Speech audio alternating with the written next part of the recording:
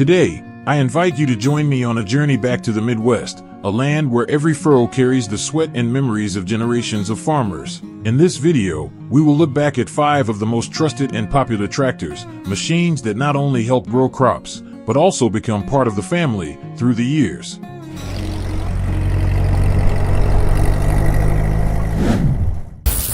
International Harvester 1066.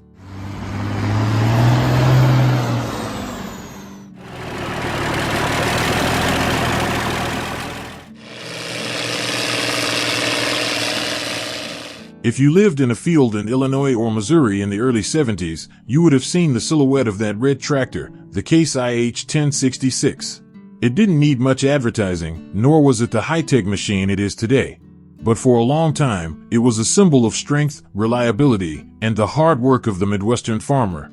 Introduced in 1971 under the International Harvester brand, the 1066 was part of the popular farmer line of machines designed to handle the toughest jobs. Equipped with a 414 cubic inch 6-cylinder diesel engine, the 1066 produced an impressive 125 horsepower, enough for the time to pull large equipment, plow deep into the toughest soil, and work all day long.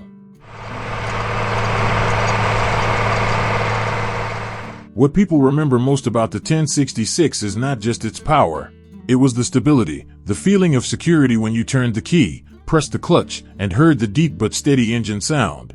It was like a promise that no matter the blazing sun or the unpredictable rain, the 1066 would still be with you to complete the work of the day. One of the outstanding features of the 1066 was the torque amplifier gearbox, allowing you to change gears while running without having to stop. This was very useful when you were pulling heavy loads and needed to adjust the speed according to the ground conditions. With an efficient cooling system, plus a sturdy chassis, the 1066 operated durably through many seasons without needing major overhauls. The 1060 SIXS cabin at that time was not air-conditioned like today, but with good seats and enough space, it helped the driver not get too tired after many hours of work.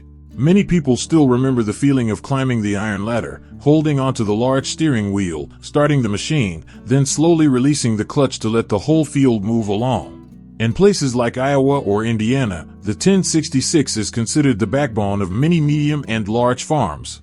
People don't buy it for show. They buy it because they know it won't let them down. Many farm owners say frankly, I can trade in any equipment except the 1066. And although it was only produced until 1976, more than 50 years later, thousands of 1060 SIXS are still in operation, a living testament to the quality of IH's production at that time. Many fathers have passed this tractor down to their sons as part of the family legacy, attached to each harvest season, each sown field. Today, the remaining 1060 SIXS are carefully preserved. Some have restored them to like new. Some still use them to plow the land every early spring. But wherever we are, whenever we hear the distinctive engine sound, our hearts are reminded of those simple but faith-filled days. The Case IH-1066 is more than just one of the Midwest's most reliable tractors. It's a symbol of durability, of hard work, and of a time when every harvest was about sweat, faith, and those proud red machines.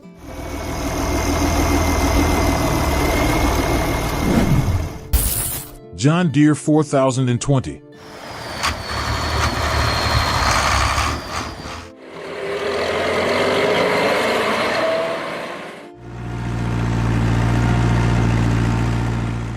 In the American Midwest, where the land is vast and the harvests never end, farmers need more than just a tractor.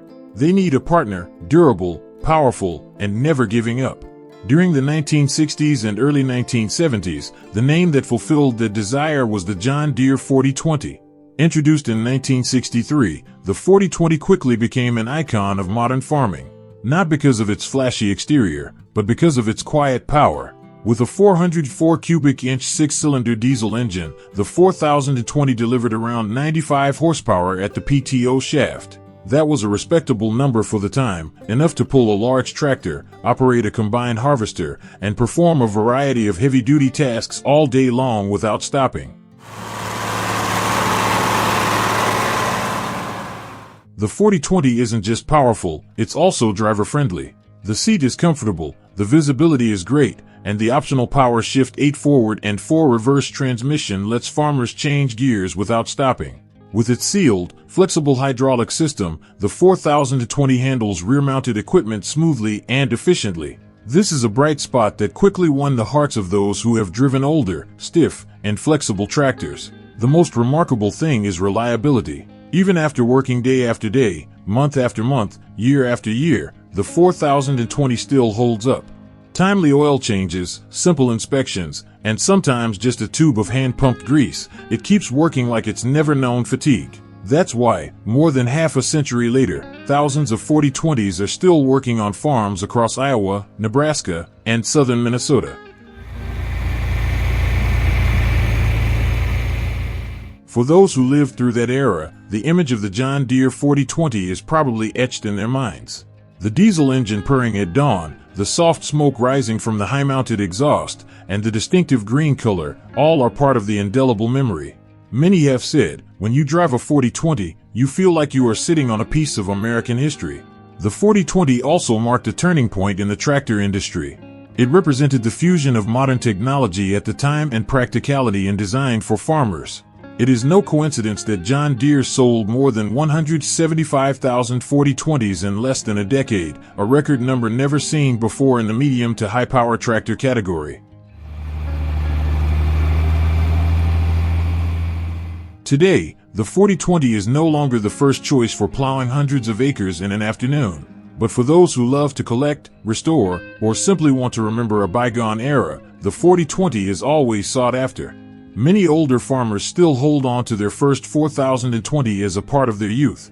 The John Deere 4020 is not only the most reliable tractor in the Midwest, it is also the embodiment of resilience, of hard work, and of a golden age in the history of American agriculture.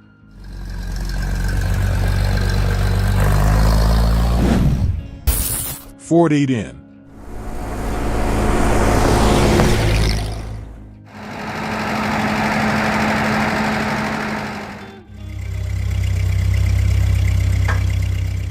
When it comes to tractors in the American Midwest, there is one name that always stands out in the memories of generations of farmers, the Ford 8N. Manufactured from 1947 to 1952, the 8N was not just a machine, but a part of the soul of the post-war era, when America was recovering and growing strongly on the vast fields of wheat, soybeans, and corn. Back then, tractors were not as widespread as they are now. But the Ford 8N made a difference. It was so popular that almost every farm in the area had one. If they didn't own one, they borrowed one from a neighbor, drove it for hire, or at least watched it growl as it plowed the land in the early morning. The reason the 8N was loved? It's simple, it was reliable, easy to use, and lasted for years. With a 4-speed forward and 1-speed reverse transmission, a simple clutch system, farmers, young and old alike, could control it easily. Ford was also a pioneer in integrating a 3-point hydraulic system, which connected farm equipment much more flexibly and efficiently than the traditional hitch.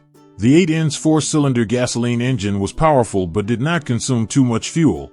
With about 23 horsepower at the PTO, it was enough to handle most of the farm work of the time, from plowing, planting, to pulling a lawn mower or carrying manure. More importantly, the 8N was easy to maintain. Changing the spark plug, changing the oil, cleaning the carburetor, everything was within the reach of the simple farmer. The 8N was not the biggest machine, nor was it flashy or modern. But it is a symbol of efficient simplicity, a value that many of us, especially those born before 1960, always cherish. In states like Iowa, Nebraska, Missouri, and even the peaceful countryside of Illinois, the Ford 8N has been an indispensable part of rural life for decades. It not only helped farmers increase productivity, but also taught generations of young people how to repair, how to work hard, how to appreciate manual labor. Many people today still keep the 8N as a family treasure. Some keep it in storage as a souvenir. Some still start it every spring, let it make a few rows of land like old times. And there are also people, like me, who still vividly remember the familiar rumble of the 8N engine echoing through the fields, a simple but vibrant sound. With all that said, it's no wonder the Ford 8N is considered the most popular and reliable tractor in the Midwest. It's a testament to the golden age of American agriculture and remains an indelible symbol in the hearts of those who lived, worked, and believed in the value of that gray red tractor.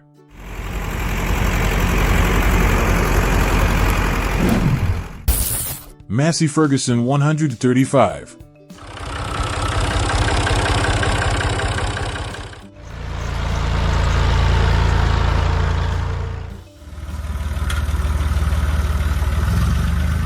If you grew up next to a corn or soybean field in the 60s and 70s, you will probably recognize the Massey Ferguson 135.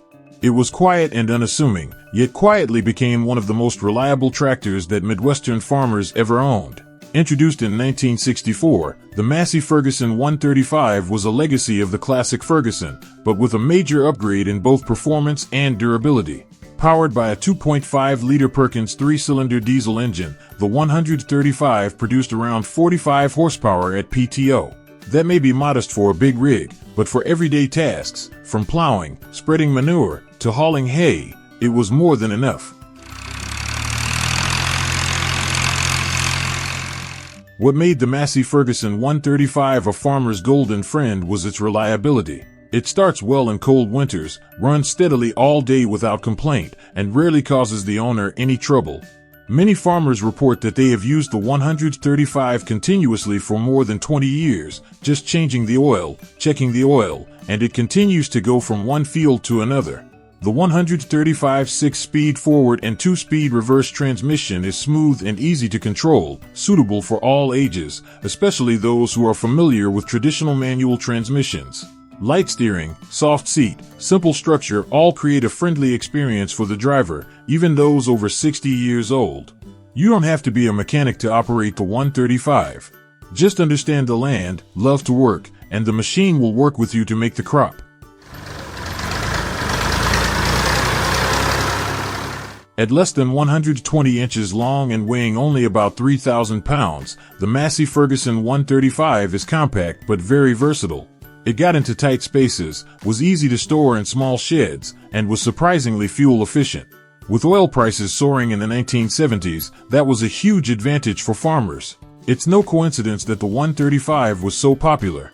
From Ohio to Kansas, from Illinois to the Dakotas, people could see its distinctive red and gray paint in the fields.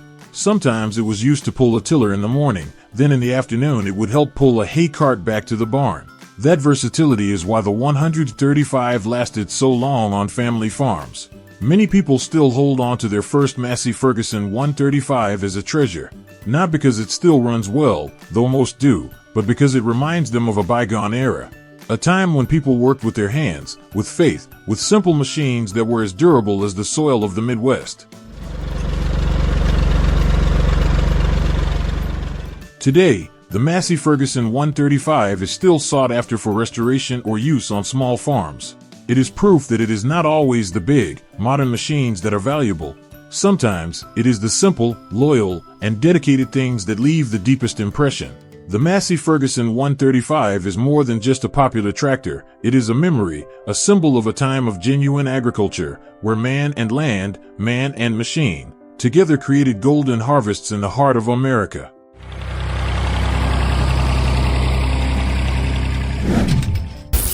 Cubota L185.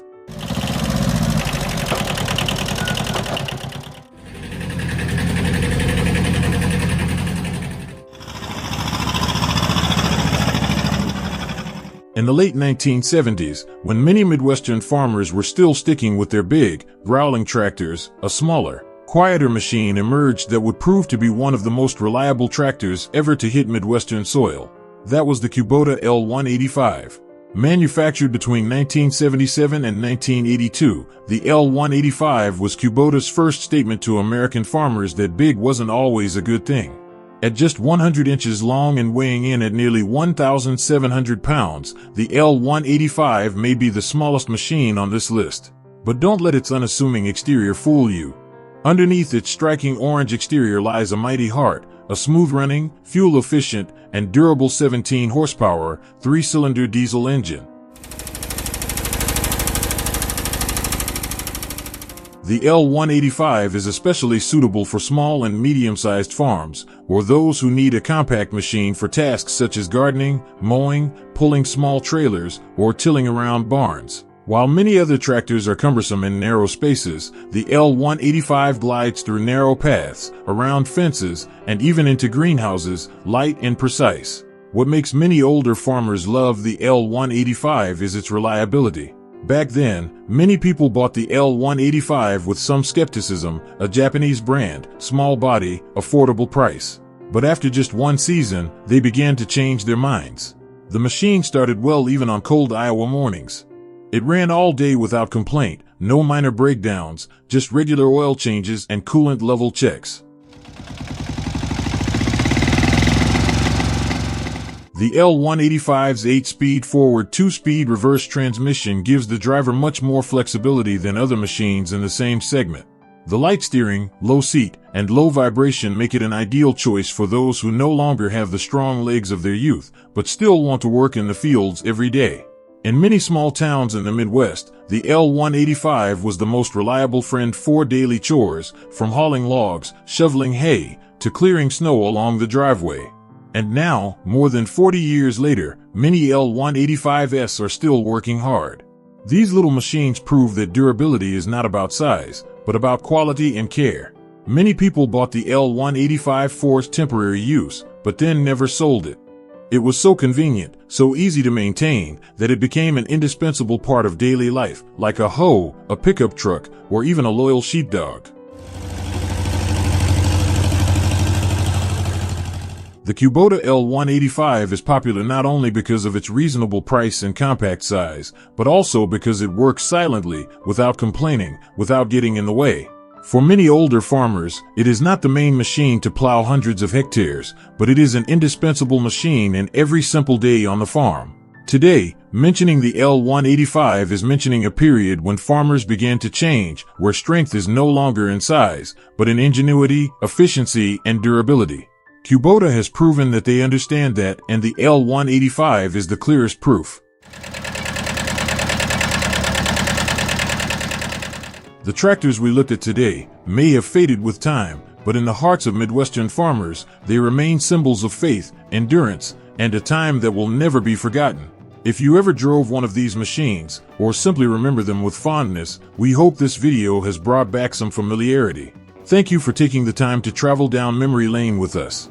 If you find this content meaningful, don't hesitate to like, share, or tell us your own memories with your old tractor in the comments section. We look forward to hearing from you. See you on the next journeys, where land, people, and memories always go together.